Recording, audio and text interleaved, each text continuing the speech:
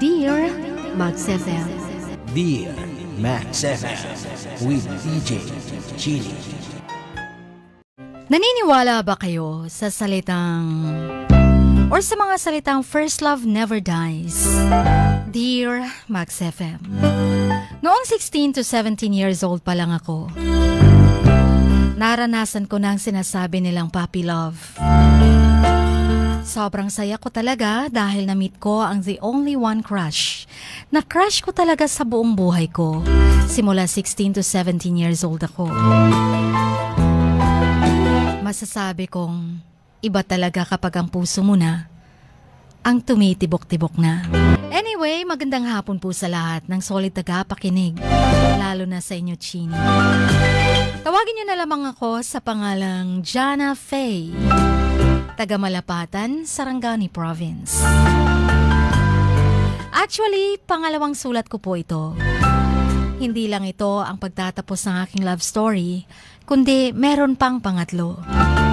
Taong 2012, meron akong pinsan na lalaki sa side sa papa ko. Tawagin na lang natin sa pangalang Merjo. Si Merjo naman ay may pinsan din siyang lalaki na side naman sa kanyang papa. Ang pangalan niya ay si Denmark, taga Glan, Sarangani Province. Siya'y maputi, talented at gwapo. Higit sa lahat, siya ay isang Christian at nagda-drums din siya sa kanilang church. Kaya naman nagustuhan ko siya dahil hindi lang gwapo kundi isa rin siyang Christian nga. Sa totoo lang, hindi lang akong nagkagusto kay Denmark, kundi nabalitaan ko sa auntie ko na marami palang nagkakagusto sa kanya dahil sa kanyang talent. Isang araw, namasyal si Denmark dito sa lugar namin, kina Merjo. Dahil kinabukasan noon, Thanksgiving ng simbahan namin. Dahil parehas din kami ng relihiyon. Kaya sa tuwing nakikita ko siya na dumadaan sa tabi ng bahay namin, sobrang saya ko talaga. Na para bang kumpleto na ang buong araw ko.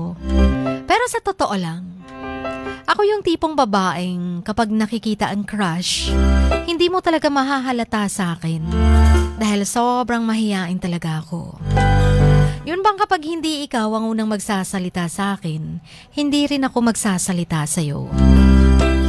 Kaya naman, sinisikreto ko ang feelings ko kay Denmark. Kinabukasan, nag-start ng service namin for our Thanksgiving Day. Sobrang saya ko talaga ng mga panahong yun.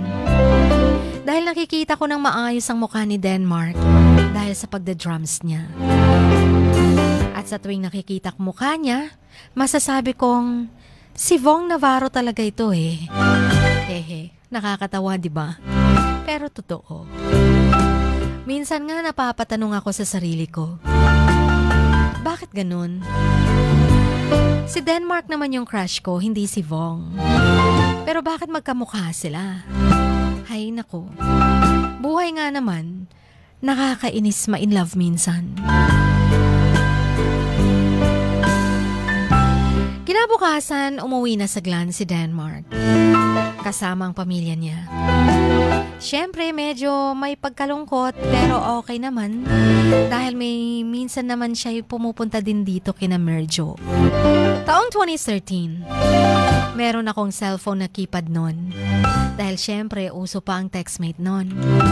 Ang ginawa ko ay nagkunwari akong humihingi ng textmate sa pinsan kong si Merjo. Hiniram ko ang cellphone niya para lang tingnan saglit ang phone number ng pinsan niyang si Denmark.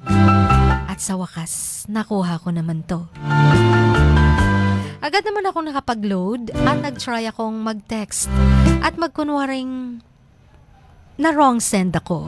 Sabi ko pa, asan ka na? Bakit ang bagal-bagal mo naman? Agad naman siyang nag-reply. Sabi niya, sino to? Na wrong send ka ata. Natuwa naman ako, Chin, dahil agad naman siyang nag-reply. At napaisip ako bigla na baka ito na yun. Dahil ang totoo, gusto kong palagi kaming may communication kahit nasa malayo siya. Kaya nireplyan ko naman siya agad na, hala, sorry po, na wrong send ako. Pasensya. Hanggang sa patuloy ng aming communication. At simula nun, nanligaw siya. Hindi ko pa siya sinasagot noon dahil hindi ko alam kung seryoso ba siya sa akin or hindi. Kaya sabi ko, patunayan mo kung seryoso ka sa akin, hindi lang sa cellphone ka manliligaw. Dapat manliligaw ka din sa bahay namin para makita at makilala ka naman ng pamilya ko. Dahil ang totoo, Chin, may pagka-stricto talaga ang pamilya ko pagdating sa love life. Ayaw nila kung saan-saan na lang ako nagkaka-boyfriend. Kaya nagpunta dito sa bahay namin sa Denmark at nagpakilala siya sa aking mga magulang. Kaya naman sinagot ko siya dahil formal naman siyang nanligaw sa akin. Nang mga panahong yun, akala ko siya na ang magiging asawa ko habang buhay dahil seryoso siya at mapagmahal na boyfriend. Higit sa lahat, maayos at maganda talagang relasyon naming dalawa. At kahit ilang buwan na hindi kami nagkikita at nag-uusap, pero patuloy naman ang maganda naming communication. Dahil nasa Glan siya, ako naman dito sa Malapatan. Minsan naman kapag wala silang pasok ng ilang araw, pumupunta naman siya dito kina Marjo or Merjo para magbakasyon ng ilang araw at para makita din kami saglit. And to make the long story short, napalitaan ko na lang sa pinsan niyang si Merjo habang nag-uusap sila ng mga kaibigan niya. Narinig ko ang pinag-uusapan nila na si Denmark daw ay maraming nagkakagusto sa kanya dahil sobrang talented niya. At higit sa lahat, playgirl or playboy daw ito.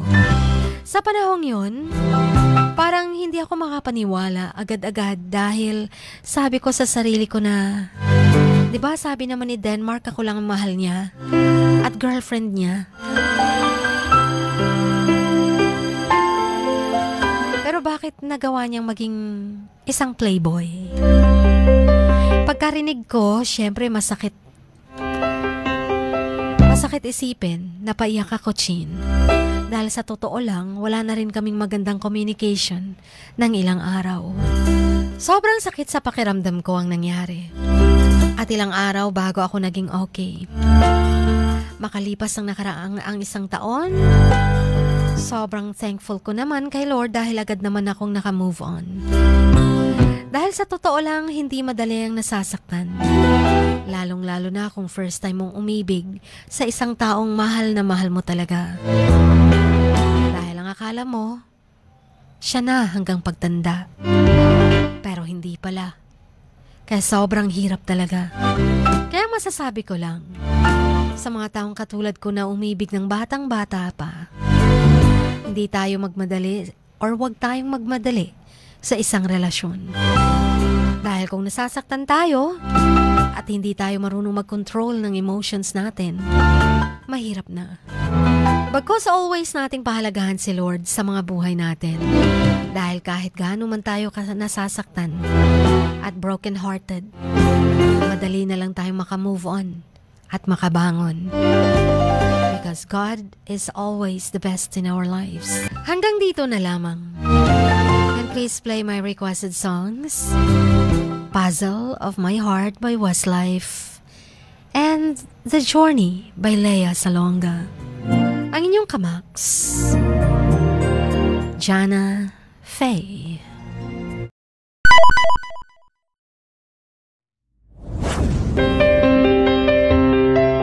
Sing like no one is listening. Love like you've never been hurt. Dance like nobody is watching. And live like it is heaven on earth. Dear Max FM.